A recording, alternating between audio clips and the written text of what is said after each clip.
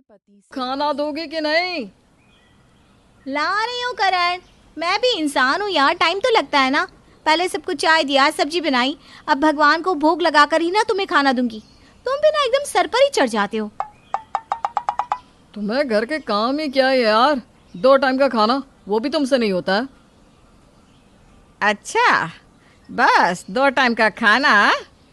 और नहीं तो क्या मम्मी, मैं दिन भर थक हार कर घर आता हूँ, ऑफिस की चिक चिक, बॉस के ताने, और फिर घर पर रेहू के ड्रामा। अरे रात को भी वही चिक चिक। अब भी देखो, अब ऑफिस में इसके कारण लेट हो जाऊंगा मैं, फिर बॉस के ताने कौन सुनेगा, मैं ही ना। सही कहा बेटा तूने, ऑफिस के काम में कितनी मेहनत है, ये रेहू क्या समझे। रिहू कुछ नहीं कहती, चुपचाप सुनती रहती है। आज मम्मी को पता नहीं क्या हो गया है। करण कैसी बातें कर रहे हैं, फिर भी उसी की साइड ले रही हैं। मैं ही पागल हूँ जो सास को माँ समझ बैठी। उसी रात करण ऑफिस से समय से पहले ही लौट आता है। खाने के टेबल पर ये क्या है, रोज रोज रोटी भिंडी रोटी भिंडी, कुछ और नहीं बन सकता क्या इस घर में? टमाटर की चटनी खा लो फिर, 200 रुपए की। सब्जियों के दाम आसमान छू रहे हैं और तुम्हें अभी भी ड्रामा करना है। अरे एक दिन ऑफिस की जगह रसोई संभालो, तब समझ में आएगा। हाँ, क्योंकि तुम्हें कोई ऑफिस में रखेगा भी तो नहीं ना। मैं तो रसोई भी संभालूं और ऑफिस भी, और वो भी तुमसे बेटर। इन दोनों के बीच की बहस तो बढ़ती ही जा रही है, दूसरी तरकीब लगानी होगी। करण ठीक कहता है बेटा, बाहू तू रसोई का काम ही छोड़ दे, ऐसा खाना खाकर भी क्या फ़ायदा, क्यों करण? वही तो मम्मी, ऑफिस जाकर दिखाए तब मानू। एक कुक ढूंढ लो फिर तो करण, क्योंकि कल ही मैं ऑफिस ज्वाइन कर लूँगी। MBA हूँ, कोई अनपढ़ गवाह नहीं हूँ। घर संभालने के लिए अपने करियर का बहुत नुकसान कर लिया मैंने, पर अब और नहीं, कुक से करना फरमाइशें। रिहू अपने पति के ही ऑफिस में जॉब के लिए अप्लाई करती है और जॉब लेकर अपने पति की जूनियर एम्प्लॉय बन जाती है। देख लिया तुम्हारा पोजीशन और मेरा पोजीशन। ऑफिस संभालेगी है। वो तो देख ही लेंगे करण, अभी तो आई हूँ, उंगलियों पर दिन गिनो तुम बस। रिहू रसोई के साथ साथ ऑफिस भी संभालने लगी। कुछ दिनों बाद ऑफिस के एक प्रोजेक्ट में करण रिहू को लीड करता है। लिसन गाइस, एक भी डिटेल्स मिस हुई तो ये डील हाथ से जा सकती है। हमें ये करना ही होगा। Yes sir. 2 दिन के अंदर तुम सब अपने प्रोजेक्ट मुझे सबमिट करोगे, और जिसका भी बेस्ट वर्क होगा वो बॉस तक पास ऑन होगा। रात को ऑफिस का काम निपटाकर दोनों पति पत्नी ऑफिस से घर पहुंचते हैं।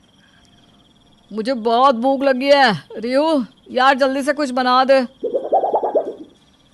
मैं क्यों बनाऊं? और फिर प्रोजेक्ट कौन सबमिट करेगा? भूल गए क्या? तुम्ही ने कहा था you can handle kitchen and office both, वो भी मुझसे बेटर। तो आप करो, वरना फिर कुक ले आओ। और मेरी फिक्र मत करना बेटा, मेरा क्या है, मैं तो दूध पी कर ही सो जाऊंगी। नहीं मम्मी, तुम्हारी बहू ना सही, बेटा तो लायक है, मैं ही बनाता हूँ कुछ। करण रसोई में जाता है और आटा निकालता है। अब इसे गूंदते कैसे है? उफ़ो, यूट्यूब पर देखता हूँ। जैसे तैसे करण आटा तो गूंद लेता है, पर अब रोटी बेले तो कैसे? आटा गूंदने में 2 घंटे बीत गए, और ये रोटी है कि गोल ही नहीं हो रही। अब सब्जी कब बनेगी? तभी हॉल से शोभा उसे आवाज़ लगाती है। बेटा आज खाना मिलेगा कि नहीं? अब बस 2 मिनट मम्मी। एक काम करता हूँ, जैसी भी रोटी बनी है उसी को अचार के साथ मम्मी को परोस देता हूँ। करण एक जली हुई रोटी और एक आधी कच्ची रोटी अपनी माँ के आगे परोसता है। मेरा खाना तो खराब हुआ करता था, पर कम से कम मैं सब्जी तो बना ही लेती थी, नहीं मम्मी? अब बुरा मत मानना बेटा, पर इसे ना तू ही खा ले, मैं सोने चली, नींद आ रही है। भूख से अधमुरा करण अपनी बनाई हुई रोटी को लेकर खाने बैठता है। ये तो रबर जैसी बन गई। खैर जो है वही खा लेता हूँ, वरना भूखा सोना पड़ेगा। अगले ही दिन करण कुक ढूंढना शुरू कर देता है और सुक्कू को घर ले आता है। ये सुक्कू है मम्मी, अब से ये सारा किचन संभालेगी, जो बोलो सब बनाएगी। भगवान झूठ ना बुलवाए माता जी, आज तक मेरे खाने की बुराई किसी ने नहीं की, रोटी सेक के। तो हमारा टिफिन भी बना दो रोटी सेक के। दोनों टिफिन लेकर ऑफिस निकल जाते हैं। रिहू अपना प्रोजेक्ट कंप्लीट करके करण को देती है। This is crap. तुम्हें रखा किसने काम पर? प्रिया, अपना प्रोजेक्ट दिखाओ। Yes sir. ये हुई ना बात, बहुत अच्छे। ये होता है काम। इसे ही मैं बॉस को दूंगा। तुम्हारा प्रमोशन पक्का। करण अपने बॉस के पास जाए इसके पहले ही उसका बॉस उसके पास आ जाता है। तो हो गया काम, जरा फाइल दिखाओ। करण जल्दबाजी में प्रिया की जगह रिहू का फाइल अपने बॉस को पकड़ा देता है। I can't believe this. रेहू, तुम्हें आए मुश्किल से 10 दिन भी नहीं हुए और इतना अच्छा काम। आज से तुम करण की जूनियर नहीं, उसके सीनियर हो। तुम्हारा इस ऑफिस में पर्सनल कैबिन होगा। मेरे ऑफिस में आकर मुझसे मिलो। क्या सर? रिहू नहीं सर, सॉरी सर, मैंने आपको गलत फाइल दे दी। अच्छा, तो तुम इस वक्त को रिजेक्ट कर रहे थे? अपनी वाइफ को ही बढ़ता नहीं देख पा रहे करण? तुम्हें खुद पर काम करने की जरूरत है। अपने बॉस की बात सुनकर करण का सर शर्म से झुक जाता है। तभी लंच ब्रेक होता है। सभी साथ में खाना खाने बैठते हैं। रिहू तो आराम से लंच कर लेती है, पर करण जब टिफिन खोलकर खाना शुरू करता है। कैसी कच्ची रोटी है और सब्जी में इतना तेल। इससे अच्छा खाना तो रिहू ही बना लेती थी। ये तो मुझसे नहीं खाया जाएगा। करण बिना खाए ही टिफिन बंद कर देता है। क्या हुआ करण, तुमने कुछ खाया कि नहीं? इतना खराब खाना कोई कैसे खा सकता है? पर सुकू को तो तुम ही घर पर लेकर आए थे ना? करण को कुछ समझ में नहीं आ रहा था।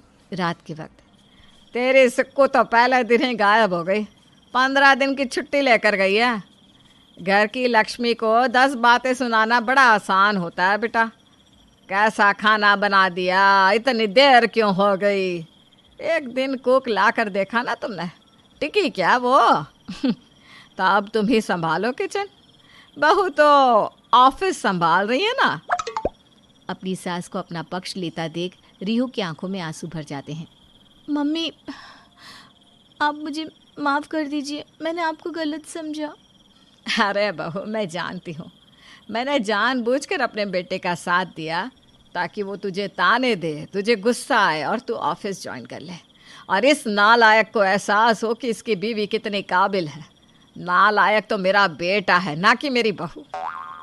मैं समझ गया मम्मी, घर संभालना आसान नहीं है और रिहू ने तो एक साथ दोनों को संभाल लिया। मैं तो एक ही काम में इतना फ्रस्ट्रेट हो रहा था। अब से आप मुझे किचन का काम सिखा दीजिए। मैं और रिहू एक साथ ही ऑफिस भी संभालेंगे और किचन भी। I am sorry Rihu. सासू माँ की तरकीब काम आ जाती है और इस दिन के बाद उनके घर में कभी कोई आपसी मतभेद नहीं होता।